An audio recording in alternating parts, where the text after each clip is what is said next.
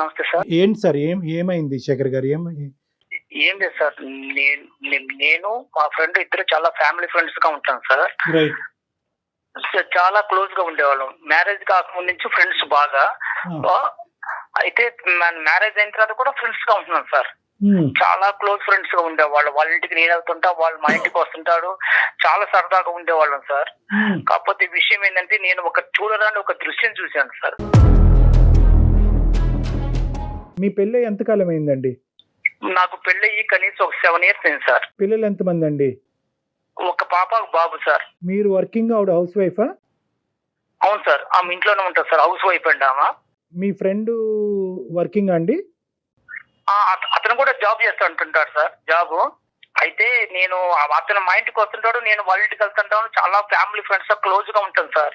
కాకపోతే ఈ మధ్య కాలంలో ఏంటంటే ఒక రోజు నేను అనుకోకుండా బయటికి వెళ్దామని అనుకున్నాను సార్. ఒక చిన్న కారణం వల్ల ఆ రోజు నాకు ఒంట్లో బాగలేక ఇంటికి వచ్చాను సార్. ఇంటికి ఆఫ్టర్నూన్ ఇంటికి వచ్చేకల్లా కనీసం వాళ్ళు అంటే నాకేమనిపించిందంటే ఇంటికి ఇలా హెల్త్ బాగా సరిగా ఇష్యూగా ఉంది కదా, ఈ రోజు నేను ఇంక వెళ్ళలేను, డ్యూటీకి వెళ్ళలేను, ఇంటికి వెళ్దామని వచ్చేకల్లా వాళ్ళిద్దరూ ఒక గదిలో అది ఒక రకమైన అసభ్యమైన మాటలు ఏంటంటే నాకు ఎవరో అనిపించింది సార్. దగ్గరికి డోర్ తీసుకొని చూసేకల్లా మా ఫ్రెండ్ మా ఆవిడ ఇద్దరు ఉన్నారు సార్. వెనక నుంచి వచ్చి చూసి ఆ కళ్ళారా దృశ్యాన్ని చూశాను సార్. నేను గుండె పగిలినట్టు అనిపించింది సార్ నాకు ఆ రోజు. ఎంతో ఆ రోజు నుంచి ఈ రోజు వరకు కూడా నేను చాలా బాధతో ఉన్నాను సార్. నిజంగా నైట్ నిద్ర పట్టక చాలా ఘోరంగా అసలు ఆ పెయిన్ తలుచుకుంటేనే అది ఒక రకమైన బాధ వస్తుంది సార్. అది అసలు ఈ సబ్జెక్ట్ మీద ప్రశ్నలు అడగటం కూడా ఇదిగా అనిపిస్తుంది శేఖర్ గారు, సారీ. కానీ ఒక పరిష్కారం గురించి మమ్మల్ని అడిగారు కాబట్టి చెప్పటం అనేది మా బాధ్యత కాబట్టి అడగవలసిన అవసరం ఉంది. ఈ 7 yearsలో మీరు చెప్పినటువంటి సంఘటనలు కాకపోయినా కూడా అటువంటి పరిస్థితులకి తగ్గట్టుగా మీ భార్య గారు ఎప్పుడన్నా వ్యవహరించారా? అటువంటి అనుమానం మీకు ఎప్పుడన్నా కలిగిందా? అసలు ఇంతవరకు ఇప్పుడు కూడా రాలేదు సార్ అనుమానం. ఇంతవరకు అసలు ఇప్పుడు కూడా మాకు అసలు తగలలేదు సార్. కాకపోతే నేను ఏంటంటే ఆ రోజు ఎందుకు నేను అంటే నా హెల్త్ ప్రాబ్లం వల్ల బయటికి వెళ్దామని అనుకోని కూడా డ్యూటీకి వెళ్దామని ఆ రోజు హెల్త్ పరంగా వెళ్ళాక ఎందుకు వచ్చాను సార్. ఆ రోజు ఈ దృశ్యం బయటపడింది సార్. ఇది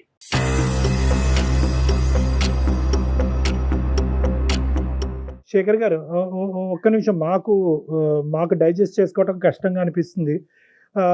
మీరు ఆ రోజు డోర్ దగ్గర ఉన్నారు, డోర్ వేసుకోలేదా అండి వాళ్ళు డోర్ లైట్ గా అంటే డోర్ వేసారు కానీ అది డోర్ తీస్తే వస్తా సార్. అది డోర్ అది కాకపోతే నేను బ్యాక్ సైడ్ నుంచి వెళ్ళాను సార్. ఆ మాటలు ఎంతో వల్ల నాకు అనిపించిందంటే ఏంది ఇంత అసభ్యకరమైన మాటలు వస్తున్నాయి, ఇది ఎవరున్నారా ఏందో చూద్దామని బ్యాక్ సైడ్ నుంచి చూస్తే వాళ్ళిద్దరు ఉన్నారు సార్. పిల్లలు ఎక్కడున్నారు సార్ ఆ టైం? అప్పుడు స్కూల్కి వెళ్ళారు సార్ పిల్లలు. ఇంకా రాలే పిల్లలు స్కూల్ నుంచి? ఇంకా పిల్లలు రాలేదు సార్. నేను ఆఫ్టర్నూన్ వచ్చాను సార్. అప్పటికి మీ ఇద్దరి మధ్యన ఎప్పుడన్నా ఇటువంటి డిస్కషన్స్ వచ్చినాయా?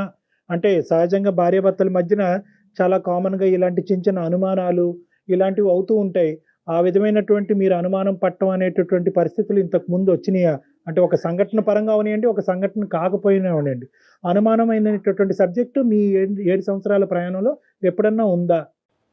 ఏ రోజు కూడా అసలు ఆ ఆలోచన కూడా థాట్ కూడా రాలేదు సార్. ఎందుకంటే సొంత ఫ్రెండ్, చాలా క్లోజ్ గా ఉంటాడు, భార్య నేను చెల్లెలతో భావించుకుంటాడని టైప్ లో ఆలోచించుకుంటున్నాం. కానీ ఏ రోజు కూడా ఇంత థాట్ అనేది ఏ రోజు రాలేదు సార్. ఆ మీద అనుమానం కూడా లేదు సార్. నాకు అంత ఇదిగా ఉండేవాళ్ళం సార్. ఫ్యామిలీ ఫ్రెండ్స్ కు వాళ్ళ భార్య కూడా మా ఇంటికి వచ్చేది, మా మిస్సెస్ కు వాళ్ళ ఇంటికి వెళ్ళేవాళ్ళం, ఏదైనా ఫంక్షన్ ఉన్నప్పుడు అన్నిటికీ వెళ్తుండేవాళ్ళం సార్.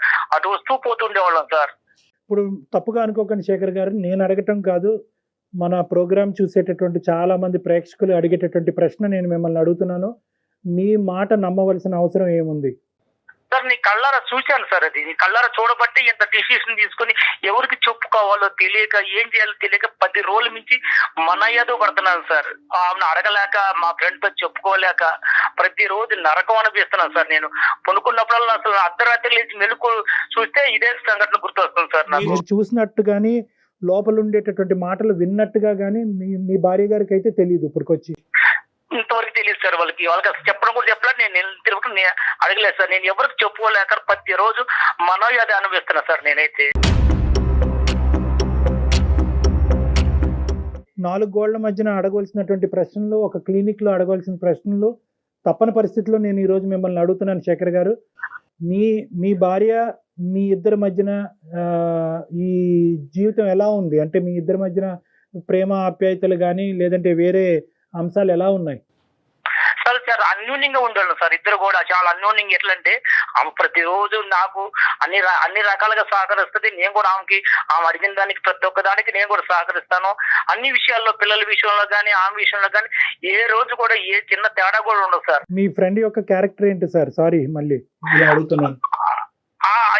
ఇదే సార్ నేను ఫస్ట్ టైం చూస్తాను సార్. ఏ రోజు కూడా మా ఫ్రెండ్ కూడా నా దగ్గర ఏ రోజు కూడా చాలా క్లోజ్ గా ఉండి, చాలా ఫ్రెండ్షిప్ గా ఉండి, అంత ఇదిగా ఉన్న మనిషి ఎందుకు ఆ విధంగా చేశాడనేది కొంచెం నాకు ఇంకా డౌట్ అనిపిస్తుంది సార్. ఆ డౌట్ వల్ల వాళ్ళ ఇద్దరు కూడా నిలదీయలేకపోయారు. మీ ఫ్రెండ్ కూడా సిన్సియర్ గానే ఉంటాడు. ఇలాంటి అమ్మాయిలు వ్యవహారాలు, ఇలాంటివి సరదాగా ఫ్రెండ్స్ మధ్యన మాట్లాడుకుంటూ ఉంటారు. అలాంటి టాపిక్స్ కూడా ఎప్పుడూ లేవు.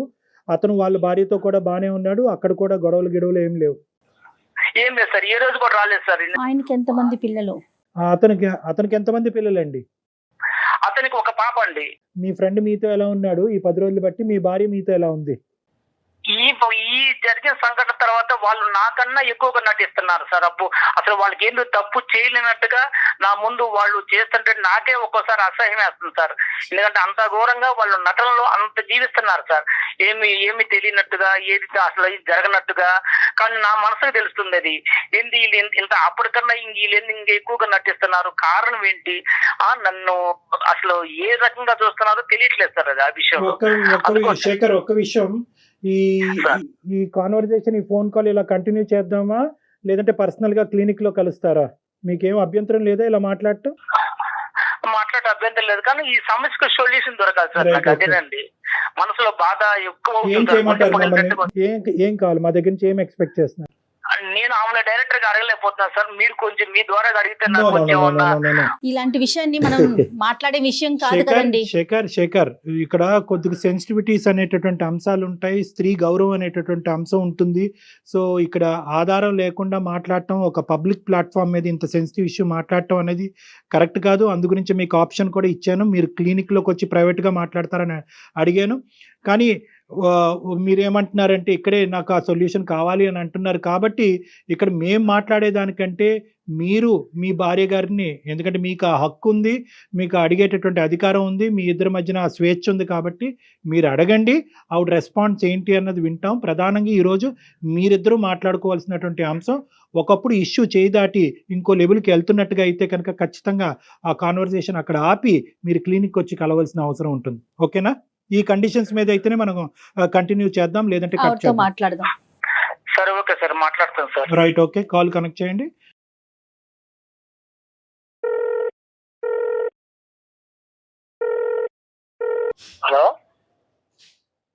హలో దేవి, చెప్పు. ఏం చేస్తున్నావు? ఏం లేదు, మామూలుగా కూర్చున్నాను. పిల్లలు స్కూల్కి వెళ్ళారా? వెళ్ళారు. ఏం చేసింది ఈరోజు వంట? ఏముంది, వంకాయ కర్రీ వండాను, సగం పెట్టాను. ఇప్పుడు నీతో నేను ఒకటి మాట్లాడాలనుకుంటున్నాను. మరి నువ్వు ఫ్రీగానే ఉన్నావా ఇప్పుడు, లేదా వంట కార్యక్రమంలో ఉన్నావా? లేదు, వంట అయిపోయింది. చెప్పు. ఏం లేదు, నాకు కొంచెం మనసు బాగా అనిపిస్తుంది ఒక విషయంలో. దేనికోసం అంటే అది ఎలా చెప్పాలో నాకే తెలియట్లేదు. అది చెప్పడానికి కూడా నాకు అసలు మైండ్ సహకరించట్లేదు. నువ్వు చెప్తేనే కదా నాకు తెలిసేది. నాకెలా తెలుస్తుంది? నీకెలా తెలుస్తుంది అంటే అసలు ఈ మధ్య నీ దృష్టిలో ఏమి జరగలేనట్టుగానే నాకు చెప్తున్నారు. ఎందుకని నువ్వు మీరు దేని గురించి మాట్లాడతారో నాకు అసలు అర్థం కావట్లేదు. దేని గురించి మాట్లాడింది నాకు అర్థం కావట్లా. నువ్వు మాట్లాడేది కొంచెం అర్థం చేసుకోవడానికి ట్రై చెయ్యి. నాకంటూ ఇప్పుడు నీకంటూ ఏం తెలియదు అసలు. నువ్వు చెప్తేనే కదా నాకు తెలిసేది. నాకెలా తెలుస్తుంది? నీకెలా తెలుసుదా? అసలు కొంచెం మైండ్ తో మాట్లాడుతున్నావు, మైండ్ లేకుండా మాట్లాడుతున్నావు నువ్వు. అరే నువ్వేం మాట్లాడినా ఫస్ట్ అది ఆ క్వశ్చన్ నేనయ్యాలి, నువ్వు కాదు. నేను చెప్పాలా? నా నోటితో చెప్పించాలనుకుంటున్నారా మీరు? నీకు తెలీదా ఏం జరిగింది కూడా తెలీదా? అంటే నీ స్వార్థంగా నువ్వు చూసుకుంటున్నావు, కానీ మనిషికి ఎందుకు ఇంత 10,000 నుంచి మనిషి ఎందుకు బాధపడుతున్నాడు, ఎందుకు వస్తున్నాడు, సరిగా ఉండలేదు, మాట్లాడలేదు, పిల్లలతో మాట్లాడలేదు, కనీసం ఏమైనా కొంచెమైనా ఒక రవ్వంతైనా ఆలోచిస్తున్నావా? మీరు వెళ్ళొచ్చిన దానికి మీరే సరిగ్గా ఉండట్లేదు, సరిగ్గా తినట్లేదు, సరిగ్గా ఉండట్లేదు. ఏమైందని జరిగినా మీరు ఏమి మాట్లాడలేదు. ఇప్పుడు మీరు ఏదేదో మాట్లాడేస్తే నాకు ఎలా తెలుస్తుంది? మీ మధ్య ఈ మధ్య కాలంలో నీకేం తెలియట్లేదు, అసలు నువ్వేం చేసావో నీకు తెలియట్లేదా దేవి? నీకేం తక్కువ చేశాను నేను? కనీసం ఏ విషయంలో తక్కువ చేశాను చెప్పు? బట్టల విషయంలో తక్కువ చేశానా, తిండి విషయంలో తక్కువ చేశానా, లేకపోతే మనం ఎక్కడైనా సరదాగా టూర్ వెళ్ళాలన్నప్పుడు ఏ రోజైనా నువ్వు అడిగితే తీసుకెళ్లకుండా, లేకపోతే ఎక్కడ సినిమాల విషయంలో తక్కువ చేశాను, ఏ విషయంలో తక్కువ చేశాను నన్ను ఇదిగా చేసావు నువ్వు? అసలు మీకు మీరు అలా మాట్లాడుకుంటూ వెళ్ళిపోతున్నారు. నేను ఏం తక్కువ చేశాను? ఏ రోజైనా మిమ్మల్ని క్వశ్చన్ మార్క్ వేసానా? నేను అన్నానా? మరి నువ్వు చేసిన ఒక్క ప్రాబ్లం వల్ల నేను ఎంత నరకం అనిపిస్తున్నాను తెలుసా? నేను ఈ రోజు వరకు ఎవరికి చెప్పుకోలేక, ఫ్రెండ్స్ చెప్పుకోలేము, చెప్పుకునే సమస్య కాదు, తల్లిదండ్రులు చెప్పుకునే సమస్య కాదు, ఎవరికి చెప్పుకునే సమస్య కాదు. ఇది కళ్ళారా చూసినా అన్నంతగా అనిపిస్తుంది తప్ప అది నిజమో కాదు అని కూడా నాకే భ్రమ కలుగుతుంది.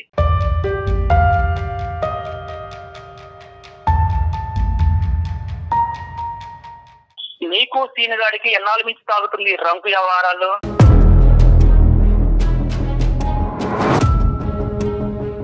ఏం మాట్లాడుతున్నావు అసలు? ఏం మాట్లాడుతున్నావా? మైండ్ ఉంటే మాట్లాడుతున్నావా? అంటే నీకు తెలియదా సీనిగాడికి నీకు ఎన్నాళ్ళ నుంచి తాగుతుందో తెలీదా?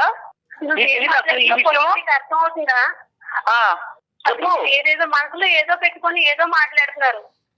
అందమైన జీవితంలో కళ్యాణ్ చక్రవర్తి గారు సైకాలజిస్ట్ గారు ఉన్నారు, కావాలంటే నువ్వు ఎంతకాలం నుంచి తాగుతుందో ఈ రంకు ఆయనే తేలుస్తారు. అది ఆల్రెడీ మాట్లాడుతున్నావు. శేఖర్, మీరు కాదు నాన్న, ఇప్పుడు ఓకే నువ్వు మాకు ఫోన్ చేసావు, ఓకేనా, నీకు ఒక ఇబ్బంది ఉందని ఫోన్ చేసావు, డాక్టర్ గారు ఉన్నారు, డాక్టర్ గారు వింటున్నారు, డాక్టర్ గారు తేలుస్తారు అని చెప్పి ఆ అమ్మాయి థ్రెట్ చేయవలసినటువంటి అవసరం లేదు. ఆ అమ్మాయితో మాట్లాడేటప్పుడు మమ్మల్ని పావుగా వాడుకోవద్దు, ఇది చాలా సున్నితమైనటువంటి అంశము, చాలా జాగ్రత్తగా డీల్ చేయవలసినటువంటి అంశము, ఇక్కడ డాక్టర్ గారు ఉన్నారు, అతను వింటున్నాను కాబట్టి నీ యొక్క కథ అంతా నేను బజారు కీడుస్తాను అనేటటువంటిది కాదు. ఇది భార్యాభర్తలకు సంబంధించినటువంటి ఒక సున్నితమైనటువంటి అంశం. మీరు సున్నితంగా ఆ అమ్మాయిని అడగండి. మీరు ఇంతకాలం ఎలాగైతే ప్రేమతో ఆ అమ్మాయిని చూసుకున్నారో అదే ప్రేమతో ఈ అంశాన్ని అడగండి. తన నుంచి నిజాన్ని రాబట్టుకునేటటువంటి ప్రయత్నం చేయండి.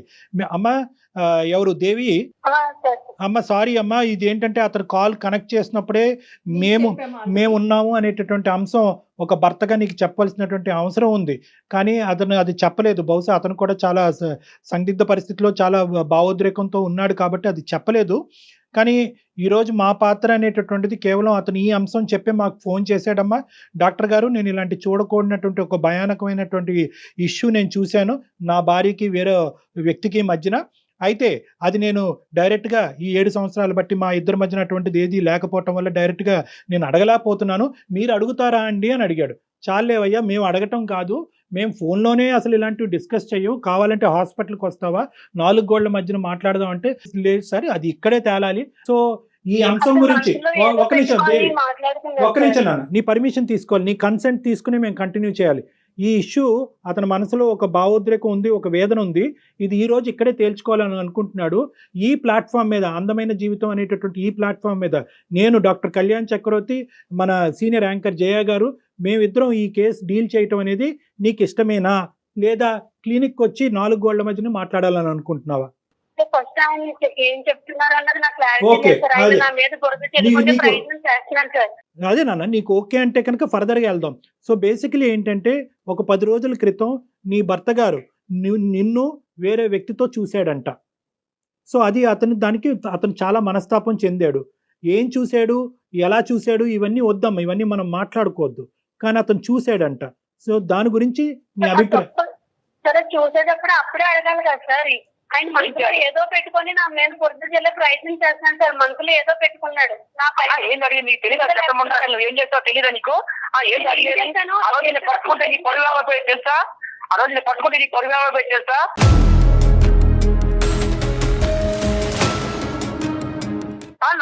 నా పరువు గుర్తులాకనే సైలెంట్ గా మూసుకొని పోయాను తెలుసా బయటికి. కళ్ళ చూసి కూడా మూసుకొని పోయాను ఆ రోజు.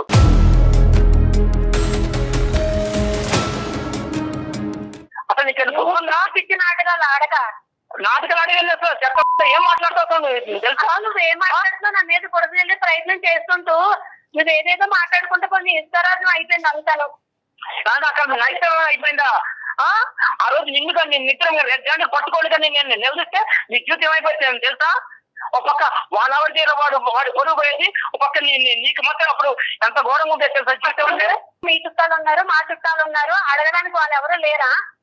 ఎవరు గుట్టి ఈ రోజు తీసుకొని వచ్చి ఆయన నువ్వేంటి అసలు నువ్వేం చెప్తున్నావు ఏంటో తెలీదు, నా మీదలన్నీ నిందలేసి అసలు నువ్వేం చేయాలనుకున్నావు, ఏం చేస్తున్నావు అంటే నువ్వు తప్పు చేశాను మాత్రం ఒప్పుకో కదా. అసలు నేను ఏం తప్పు చేశాను నీకు తెలియదు అన్నమాట. అమ్మ శేఖర్, ఒక్క నిమిషం. పబ్లిక్ గా తిట్టేటటువంటి ప్రయత్నం చేయొద్దు. అలా అయితే కనుక మన ఈ కాన్వర్సేషన్ కంటిన్యూ చేయలేము, ఇక్కడితో ఆపేద్దాం. నెంబర్ 1, అది ఫస్ట్ మీరు గుర్తుపెట్టుకోండి. I know your emotionally hurt, కాదనట్లేదు. ఈ తప్పు ఎలా జరిగింది అనేటటువంటి ప్రశ్న అనేటటువంటి రకరకాలు ఉన్నాయి. కానీ అసలు ఫస్ట్ ఆఫ్ ఆల్ ఆ అమ్మాయి మాట్లాడేటటువంటి అంశాలు మనం విందాం. అసలు తప్పు జరిగిందా లేదా, అసలు నువ్వు చూసింది ఏంటి, జరిగింది ఏంటి అనేటటువంటి అంశాలు ప్రధానంగా మనం మాట్లాడుకుంటే కనుక ఒక క్లారిటీ వస్తుంది. ఆ తర్వాత ఏం చేయాలన్నది ఆలోచిద్దాం.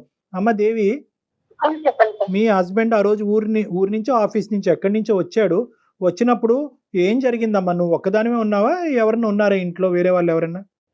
నేను ఒక్కదానే ఉన్నాను సార్. మీ భర్త గారు ఇంతకు ముందు ఎప్పుడన్నా నిన్ను అనుమానించారా ఈ విధంగా వేరే మగవాళ్ళతో? లేదు సార్, అసలు అనుమానించి. మరి ఇలాగ 7 సంవత్సరాల తర్వాత మీ భర్త గారు ఇలాంటి ప్రశ్న అడుగుతున్నారంటే కనుక అతను కలగంటున్నాడా, భ్రమపడుతున్నాడా, వాస్తవమా? ఈ 10 రోజులు పెట్టి ఆయన అసలు మతి సిమితి ఉందో లేదో నాకు అర్థం అవ్వట్లేదు సార్. ఆయన అసలు సరిగ్గా మాట్లాడట్లేదు, వండించి తినట్లేదు, సరిగ్గా ఉండట్లేదు, పిల్లలతో కూడా సరిగ్గా మాట్లాడిందే లేదు. డాడీ అని పక్కకి వెళ్ళినా కానీ లేకపోయి వెళ్ళిపోతున్నాడు, తను వేడిస్తున్నాడు, తను మొదలు పడ్డాడు. అలా ఎందుకు జరుగుతుందని తెలుసుకునే ప్రయత్నం చేసినా కానీ నాకు అస్సలు రెస్పాన్స్ అయ్యట్లేదు. అలా కదా, ఈ 10 రోజులు బట్టి అతని మానసిక పరిస్థితి గురించి మాట్లాడలేదు తల్లి. కానీ ఆ రోజు జరిగినటువంటి సంఘటనలో ఇంట్లో నీతో పాటు ఎవరన్నా ఉన్నారా? మిగతా అంశాలు నేను అడగనమ్మా. లేరు సార్, ఎవరు లేరు. ఆయననే అంతగా చూసే సందర్భం ఉంటే ఆ రోజు ఏం చేశారు సార్? నోట్లో ఏమన్నా మట్టి గడ్డలు ఏమన్నా పెట్టుకున్నారా? అమ్మా అది కాదమ్మా. వాస్తవానికి ఇది నిజమా అబద్ధమా, జరిగిందా జరగలేదా అనేటటువంటి అంశం నిర్ణయించవలసినటువంటి వాళ్ళం మేం కాదు. జరిగింది అని మేము అనలేము, జరగలేదు అని మేము అనలేము. అది మీ భార్యాభర్తలకు సంబంధించినటువంటి ఒక ప్రైవేట్ ఇష్యూ. కానీ ఈరోజు ఏంటంటే మీరు ఆ సబ్జెక్ట్ మీదకి వెళ్ళకండి. ఆ ఒక్క సబ్జెక్ట్ మీద మేము అతన్ని అప్రిషియేట్ చేస్తున్నాం. ఒకప్పుడు ఇటువంటిది ఏదైనా జరుగుంటే ఎక్స్ అనేటటువంటి కేసు సినారియో తీసుకుందాం. మీ ఇద్దరు దాంట్లో జరిగిందో లేదో అనేటటువంటిది మనం మాట్లాడద్దు. ఒక ఎక్స్ అనేటటువంటి బయట కేసు సినారియోలో భర్త ఇలాంటి బట్టబయలు చేయలేదు, దాచిపెట్టుకున్నాడు అంటే కనుక భార్య, కుటుంబం, పిల్లల యొక్క పరువు కాపాడటం గురించే అతను చేశాడు అని వర్ణించవచ్చు. మీరు అది రెట్రోస్పెక్టివ్ ఈ రోజు ఇంకో విధంగా అడుగుతున్నారు, నన్ను రెడ్ హ్యాండెడ్ గా పట్టుకుంటే ఏమై ఉండేది? అంతలా చేసినోడు ఏంటి ఈ రోజు ఇలా చేయలేడు కదా సార్. ఏ తప్పు చేయకంటేనే ఇంత నిందలేసి ఆయన మనసులో ఏదో పెట్టుకొని ఏదేదో మాట్లాడతారు. అసలు ఏం చేయాలనుకున్నాడు కూడా నాకు అర్థం కావట్లేదు. నీ ఉద్దేశంలో ఏంటంటే అతని మానసిక పరిస్థితి బాలేక ఏవో కనిపించకూడనివి అతని కళ్ళకు కనిపించునే అతను భ్రమపడుతున్నాడు అని ఊహించుకుంటున్నాడు. వాస్తవానికి అక్కడ ఏమీ జరగలేదు అనేది నీ వాదన దేవి? అంతే సార్, అదే కరెక్ట్. ఒక నిమిషం దేవి, నీ వర్జన చూశాను సార్. అది నేను కల్లారా చూశాను. ఆ రోజు కల్లారా చూసిన తర్వాతనే నా మనసు చెడిపోయింది సార్. అది నేను కల్లారా చూశాను. అది కనీసం ఈమె కానీ వాడు కానీ ఏంది ఇలాగున్నావు అని కూడా ఒక్క క్వశ్చన్ కూడా నన్ను అడగలేదు సార్. వాళ్ళ ఆనందాలు, సంతోషాలు వేరువేరుగా ఉన్నాయి. 10 రోజులు సరిగ్గా ఉండక, సరిగ్గా తినక, మానసిక భావం సరిగ్గా బాగోక అప్పటికి నేను అడుగుతున్నాను. నీకు ఏ తప్పు కనిపించినా నాకు అర్థం కావట్లేదు. నాకు మానస్థితి బాగానే ఉన్నది. నేను మానస్థితి బాగున్నబట్టే ప్రతిరోజు డ్యూటీకి వెళ్ళగలుగుతున్నా. అర్థమైందా? మానస్థితి బాగాలేకపోతే డ్యూటీ ఆపేసి ఇంట్లో ఉండేవాడిని. అర్థమైందా? నువ్వు చేసిన దానికి సమర్థించుకోవడానికి చూడబాకు. నువ్వు అదే నువ్వు చేస్తుంటే నువ్వు వింటూ ఉంటే నువ్వు ఏది మాట్లాడినా అది కరెక్టే. అలా మేము ఒప్పుకోవాలి. అదే నేను మన పెళ్ళి ఇంతకాలమైనా ఏ రోజైనా నిన్ను నిలదీసి నేను అడిగానా? నీ ప్రశ్న శేఖర్, నేను ఎప్పుడైనా నిన్ను నిలదీశానా, నేను ఎప్పుడైనా నీ మీద ఇలా అనుమానం పడ్డానా అనేటటువంటి మాట ఎంత కరెక్టో దేవి కూడా అటువంటి విధంగా ప్రవర్తించకపోవటం అనేటటువంటిది 7 సంవత్సరాలు బట్టి మీ కళ్ళ ద్వారా మీరు కూడా చూశారు. సో అది కూడా పాయింటే. ఇక్కడ ఏంటంటే ఆవిడ ఇంతకు ముందు ఇలా ఉందండి, ఇప్పుడు ఇలా ఉందండి, తర్వాత ఇలా చేసింది అనేటటువంటి ఎగ్జాంపుల్స్ మీరు ఇవ్వలేకపోతున్నారు. మొదటి నుంచి నా భర్తకు అనుమానం అనేటటువంటి ఒక ఇది ఉందండి అని చెప్పి ఆవిడ చెప్పలేకపోతుంది. సో ఇదేంటంటే ఒక ఇన్సిడెంట్ చుట్టూరు జరిగినటువంటి ఒక ఇష్యూ కింద మనం పరిగణలోకి తీసుకోవాలి. సో మీరిద్దరూ మేడ్ ఫర్ ఈచ్ అదర్. మీరిద్దరూ ఇప్పుడు వరకు మీ ప్రయాణం చాలా సాఫీగా జరిగింది, ఎటువంటి ఇబ్బందులు లేకుండా జరిగింది. ఇప్పుడు ఉండేటటువంటి ఈ పరిస్థితిలో మీరేదో చూడరానటువంటిది మీరు చూసారని అంటున్నారు. ఆవిడేమో వచ్చి మీ మానసిక పరిస్థితి బాలేక మీకు అది కనిపించింది, కానీ నా క్యారెక్టర్ అసాసినేషన్ చేసే హక్కు నీకు లేదు అని అంటుంది. సో ఇది చాలా సెన్సిటివ్ ఇష్యూ. ఎప్పుడు ప్రవర్తించిన వింతగా ప్రవర్తిస్తున్నారు. అది ఎందుకు వలన జరుగుతుంది అన్నది నాకైతే తెలియట్లేదు. ఏం తెలియట్లేదు. నేను కేవలము పిల్లల దృష్టిలో పెట్టుకొని శేఖర్, వాళ్ళు మీరు ఎంత వేదనలో ఉన్నారు, ఎంత బాధలో ఉన్నారు అన్నది మాకు అర్థమవుతుంది.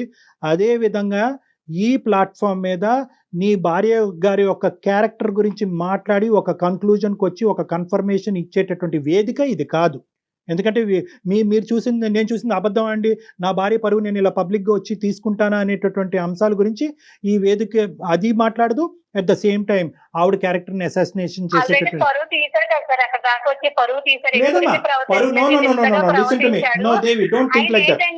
వేరే ట్రాక్ లోకి ఎక్కడికో వెళ్ళాలన్న ప్రయత్నంలో నా మీద బురద జల్లే ప్రయత్నం చేస్తున్నాడని ఈజీగా నాకైతే అర్థం. ఇదేం కొత్త ఇదమ్మా, ఏంటి అతను ఏ ట్రాక్ లో వెళ్తాడు? ఇంకో ట్రాక్ అంటే ఇంకోటి ఆయనకి ఏదో ఉందండి మనసులో, ఏదో కాదు. నేను వేరే వాళ్ళతో మాట్లాడుతున్నాడు తను. కాదు, నేను వేరే వాళ్ళతో ఎవరితో థియేటర్లో చూసావా? పోనీ నా గురించి ప్లాట్ ఎప్పుడైనా విన్నావా? ఒకసారి క్లినిక్ వచ్చి మాట్లాడినట్టు బాగుంటుందేమో కళ్యాణ్. శేఖర్, ఇక్కడతో ఆపుదాం. ఒక్క నిమిషం దేవి, అమ్మ దేవి, ఏమండి శేఖర్ గారు, మనం ఇక్కడతో ఆపవలసినటువంటి అవసరం ఉంది. ఎందుకంటే ఇది ఒక పబ్లిక్ ప్లాట్ఫామ్. ఇక్కడ ఇంత సున్నితమైనటువంటి అంశాలు సహజ సిద్ధంగా మేము డిస్కస్ చేయము.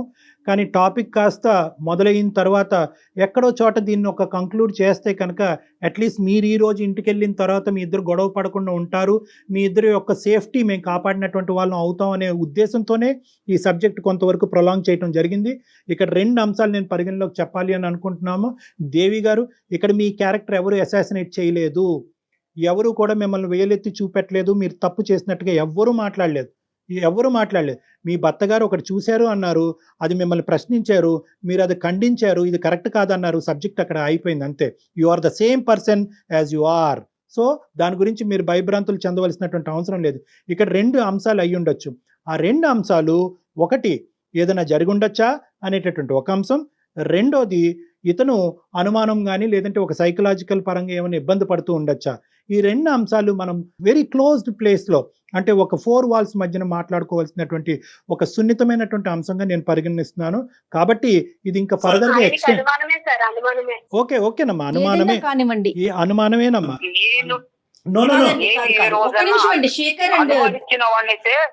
ఫ్రెండ్ ఎందుకు ఇంటికి రానిస్తాను, నాతో ఉన్న క్లోజ్ ఉన్న ఫ్రెండ్ ని కూడా ఇంటికి రానిస్తారంటే